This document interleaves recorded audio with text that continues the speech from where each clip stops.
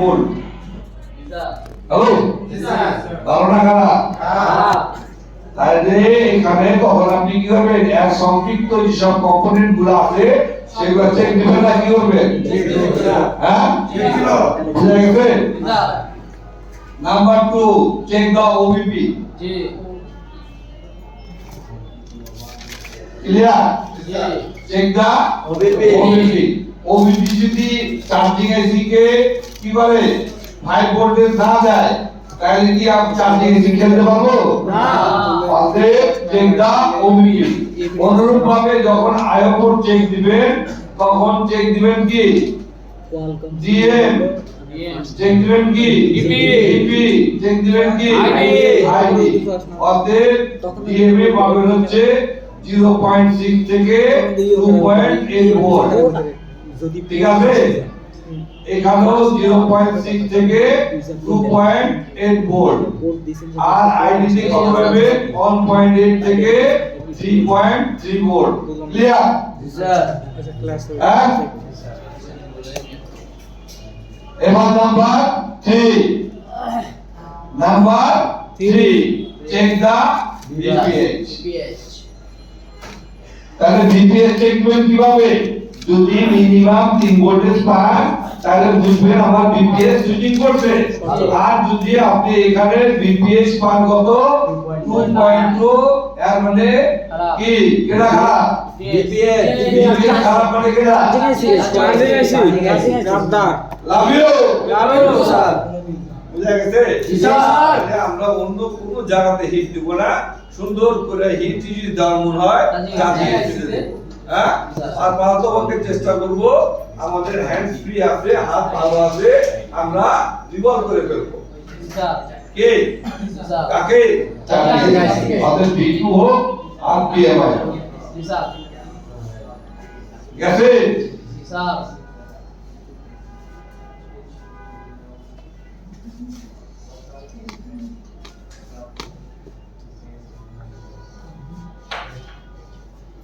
তাহলে number 4 clear?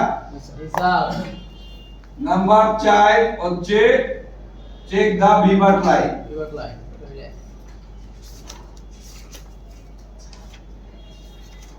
তাহলে ভিভাতে আমার মিনিমাম 1 ভোল্ট, ম্যাক্সিমাম 4.2 ভোল্ট। ঠিক আছে? যদি আমি 1 ভোল্টের নিচে পাই তাহলে বুঝবো আমার চার্জিং এসি ভালো না। ঠিক আছে? এটা চার্জিং পোর্ট লাগানোর পরে তো লাগে নি ভোল্টেজ আমি কেন ব্যাটারি কানেক্ট করার আগে স্যার না ইউএসবি ব্যাটারি কানেক্ট করার আগে স্যার একবার মধ্যে বললামই তো আমি কানেক্ট করছি কি একটা ভোল্টেজ পাইবো আরেকটা ভোল্টেজ আছে না? একটা ডেড সেট মেজারমেন্ট করতে হবে, বললাম যে চার্জার লাগায়। ঠিক আছে? এই জ্যাক লাগানো আছে এখানে? হ্যাঁ জ্যাক লাগানো আছে। হ্যাঁ, ওই দেখতে পায়, তুমি দেখতে পাও না তো সমস্যা, বহুত সমস্যা তোমার। হ্যাঁ চশমা লাগাও, বিয়া ঠিক আছে স্যার। মনের ভিতর চশমা লাগাও। বিয়া শাদী করে দেব তাহলে এটা ঠিক আছে। হ্যাঁ উরু হ্যালো স্যার যদি আমি এখানে 4 ভোল্টেজ না পাই, নাকি ওই 1 ভোল্টেজ মিনিমাম, তাহলে বুঝবো যে আমার চার্জিং এসি আউটপুট দেয় না, কিংবা এই সবের যে আনুষঙ্গিক যে কম্পোনেন্ট গুলো আছে তারা খারাপ কিনা। ক্লিয়ার? জি number 5, check the on off switch. ঠিক আছে? এখানে লেখা আছে 1.8 থেকে 4.2 ভোল্টেজ, তাই না? তোমরা এখানে লিখতে পারো যে 1.2 থেকে 4.2, কারণ আমরা 1.2 এ দেখি সেট সুইচিং করে। সুইচিং মানে বুঝছো? কথা বুঝছো? জি স্যার। তাহলে check the switch, on off switch. এখন এখানে তুমি পাইলা কত 0 ভোল্ট, তাহলে হইতে পারে এর মাঝখানে কি থাকে, একটা রেজিস্টর থাকে। জি স্যার। ঠিক আছে? এই রেজিস্টর যদি খারাপ হয় তাহলে ভোল্টেজ দিকে যাবে না। আর এমন হতে হয় পাওয়ার এসি নিজে খারাপ। লাইনে কি কোন খারাপ না হলে তো পাওয়া যায়। রাইট, বুঝছো? কারণ পাওয়ার এসি যদি ভোল্টেজ না দেয় তাহলে পাওয়ার এসি কিছু করার নাই, ঠিক আছে? পাওয়ার এসি নিজে খারাপ। Number 3, check the crystal oscillator. Crystal oscillator এ 1.5 থেকে 1.8 ভোল্ট কি দরকার, ঠিক আছে?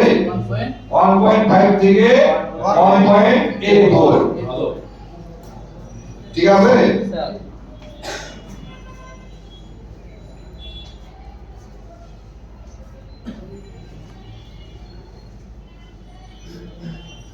অসিলেটর যদি খারাপ থাকে তাহলে কি চেঞ্জ করে দিতে হবে?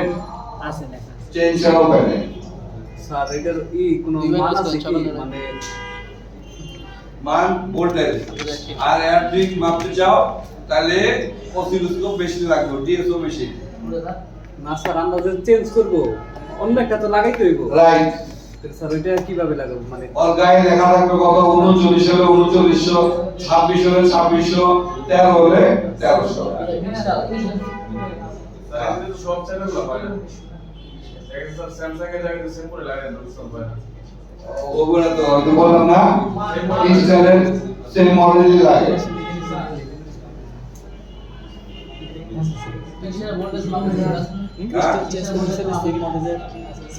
আর লেগে বুঝা গেছে? তারপরে নাম্বার 7, চেক দা হাফ ভোল্টেজ।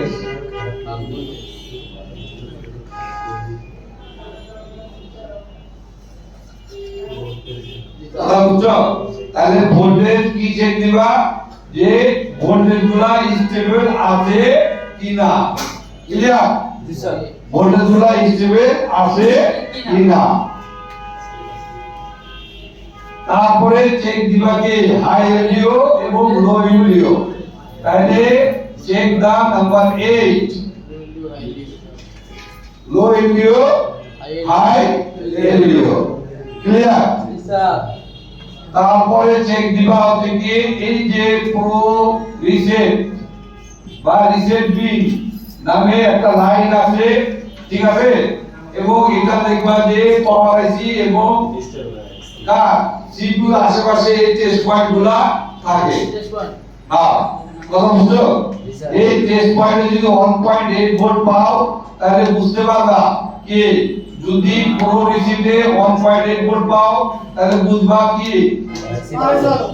ওকে, মানে নাম্বার দিলাম 9, ঠিক আছে? তারপরে চেক দা পিএসও, ঠিক আছে? যেটাকে বলা হয় মসডক, নাম্বার 10। এই নামগুলা তোমরা পাইবা কিসে? ডায়াগ্রামে, বর্ণীয়তে। হ্যাঁ, টেস্ট পয়েন্ট লাগানোর সময় ক্যাপাসিটরও থাকে লাইনের মধ্যে। স্যার ডায়াগ্রামের মধ্যে কয়েলের মধ্যে কত ভোল্ট, এর মধ্যে কত ভোল্ট, এগুলো সব তো দেওয়া থাকে, রাইট? রাইট, তাইলে মুখস্থ করার দরকার নেই। তুমি এটা মুখস্থ করে দাও যে বাক ভোল্টেজ গুলো থাকে সাধারণত 0.6 থেকে 1.2 বা 1.8 পর্যন্ত। আর তোমার তো 4 দিয়ে দিছি আমি। স্যার এগুলো দেখতে দেখতে প্র্যাকটিস করতে করতে এটা মুখস্থ হ্যাঁ, এগুলো এগুলো মুখস্থ করা এই যে আজকে যে প্র্যাকটিক্যাল দেখাবো না, এতে অনেকটা তোমাদের আয়ত্ত চলে আসবে। ওই যে ওডি সব পরে থাকে, নাম আলাদা হয়। রাইট, ওই যে বললাম না কিছু পরে থাকবে রিসেট বিট, হ্যাঁ, মানে প্রো বিট একই, প্রো রিসেট আর রিসেট বিট একই। আর কিছু থাকবে PS4 বা 1 ডট, বুঝছো? একই।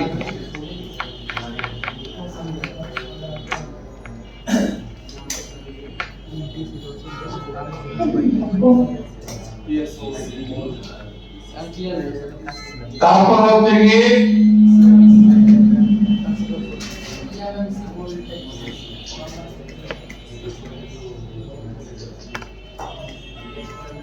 তারপর হচ্ছে কি বিসিসি ভোল্টেজ 2.8 থেকে 3.0 clear right power is to eMMC হ্যাঁ এখানে কি থাকবো 100% ক্যাপাসিটর থাকবো এখানেও ক্যাপাসিটর থাকবো এই দুইটা ভোল্টেজ আমার দরকার একটা হলো বিসিসি আর একটা বিসিসি কিউ ক্লিয়ার এই দুইটা ভোল্টেজ আমার দরকার এই দুইটা ভোল্টেজ না হলে আমাদের ইএমএমসি রান হবে না এটা ইএমসি টেস্ট পয়েন্ট না স্যার ইএমসি এনার্জি পয়েন্ট আবার ইএমসি এনার্জি পয়েন্ট তুমি এই দুইটা ভোল্টেজ যদি মনে করো দেখতে চাও তাহলে এই দুইটা লেখা মডেল লিখবা সেটের মডেল লিখবা ঠিক আছে জি। যেমন সবাই যদি নেট তো আছে না আছে। হ্যাঁ তো একটু ছাড় দাও সবাই ছাড় দাও যেমন ধর হ্যাঁ স্যামসাং J100 J700 100 লিখলো আবার J700 H Samsung J700H ISP pin out ISP pin out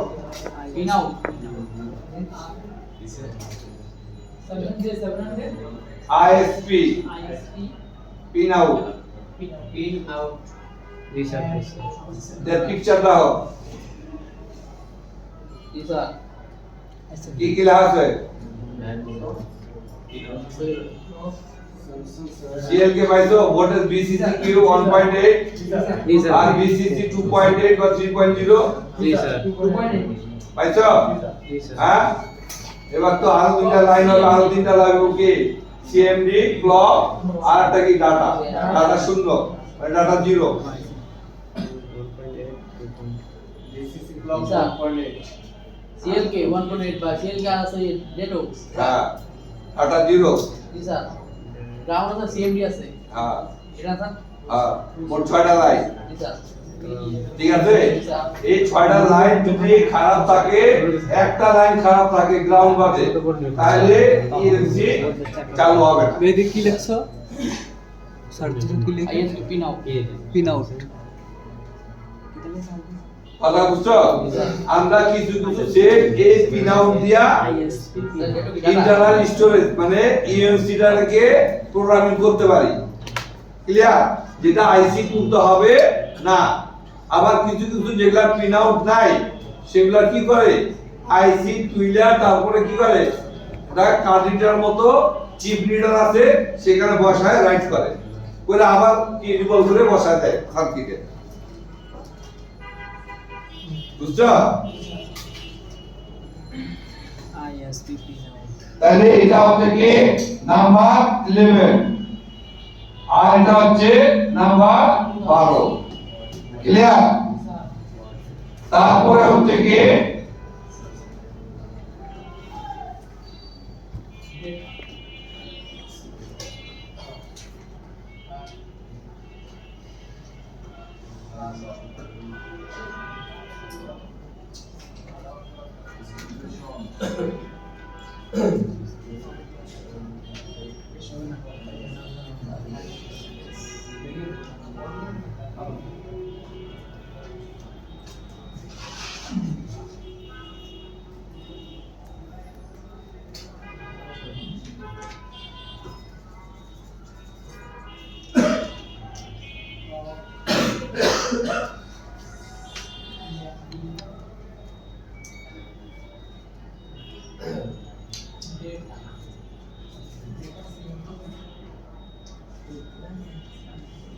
সেটে দেখবা যে খুব ভালো সিকোয়েন্স মানে অনলাইন মতো 31 ফুটে কিন্তু সেট রান হয় না এর মানে বুঝতে পারবা যে এই যে রেজিস্টার আছে না